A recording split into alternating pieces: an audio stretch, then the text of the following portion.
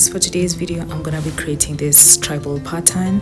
If you're new here, my name is Sylvia. Please remember to like, subscribe and turn on the notifications. And just to refer back to the last paisley pattern video that I used from a reference, I decided to create one from scratch and just create my own design. And at first I was like, what is this I'm doing? But then I don't know, I just decided to trust the process and go along with the design and just see how it looks like when I duplicate it into a pattern. So I hope you guys are gonna enjoy the time lapse of the creation process, and leave your comments down below. Let me know what you guys think of the outcome, and I hope you enjoy the rest of the making of the video with the music.